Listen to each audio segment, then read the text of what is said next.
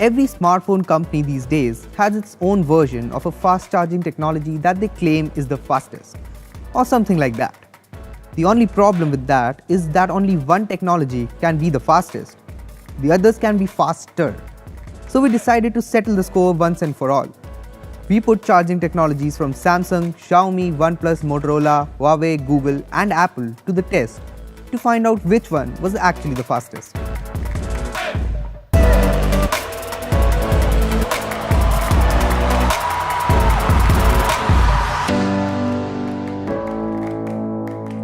Hey guys, this is Akshay from vbomb.com and today's video is about 7 smartphones all at once.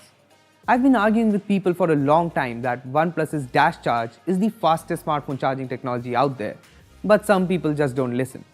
So I set out to find solid verifiable proof and this is where we ended. Before I get started, I think you should hit the bell icon. It's just a tap or a click away and it ensures that you don't miss out on future videos. Also, this video has been sponsored by AppMatch, a cool app recommendation service that uses quizzes to recommend apps based on your interest. Now then, let's get started.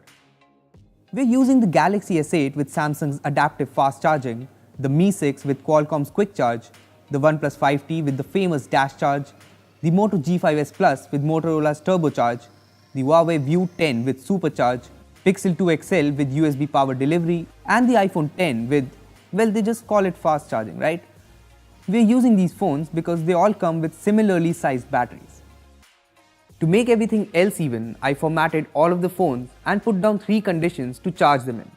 A 0 to 100% charge with the phones off, a 15% to 100% charge with the screens on, and a 15% to 100% charge with the screens off.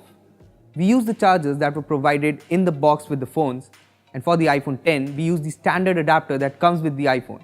Because I do not agree with Apple's strategy of selling fast chargers separately. Screw that. With the phones completely discharged, I connected them to their chargers. Then it was a matter of waiting.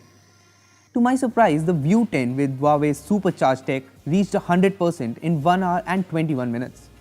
Seriously amazing considering its bigger 3750 mAh battery. If you're wondering about the OnePlus 5T, and I know you are, don't worry. Dash Charge wasn't too far behind, with the OnePlus 5T taking just 2 extra minutes, getting fully charged in 1 hour and 23 minutes. The competition between the View 10, 5T and Mi 6 was very close and honestly very interesting. But the Mi 6 came in third, taking 1 hour and 27 minutes to get fully charged. Then we got the Galaxy S8, followed by the Pixel 2 XL and Moto G5s Plus at the same time. That was surprising, but hey, it was cool to see as well. The iPhone 10 was a huge disappointment. I mean, I knew it would take longer, I just didn't know it would take more than twice the time. It took the iPhone 3 hours and 10 minutes to fully charge. Wow. Undeterred by the disappointment that was the iPhone 10's results, I proceeded to testing the phones from 15% to 100% with the screens on. I'm sure you guys saw that OnePlus ad where they compared Dash Charge with other technologies in a screen-on test. It seemed that OnePlus was unbeatable in screen-on tests, so I tested that claim as well. And it proved itself true. The OnePlus 5T took just 18 minutes to get to 50% charge. Let me pause here so you can realize the ridiculousness of that charging speed. In half an hour, the 5T was up to 72%. The closest phone so far was the Mi 6, which was at 55%. In 1 hour and 14 minutes, the OnePlus 5T was done. Dash Charge won, but not spectacularly. The View 10 took a few more minutes, clocking in 1 hour and 18 minutes to get fully charged. Once again, a really great charging speed. Both our winners were followed by the Mi 6, the S8 and the G5s Plus. Surprisingly, the Pixel 2 XL took 3 hours and 18 minutes to reach a full charge, and the iPhone 10 took 3 hours and 56 minutes. Once again, let me pause here while you appreciate that it took 4 hours to go from 15% to 100%. By now, I wasn't even sure why we were even comparing this phone to the rest. 4 hours for a full charge. Damn it, Apple. I would have really stopped testing the iPhone 10, but I thought maybe, just maybe, it could redeem itself when charging with the screen off. But boy was I wrong.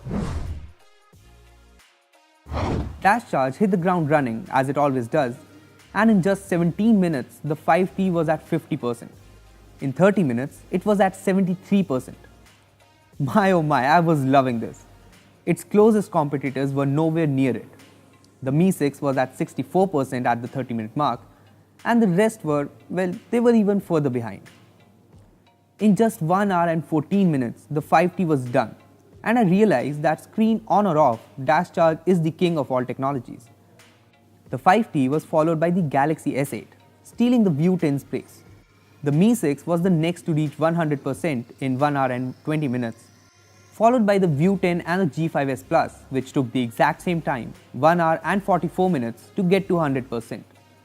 The Pixel 2 XL came next, followed by the very obvious, spectacular loser, the iPhone 10.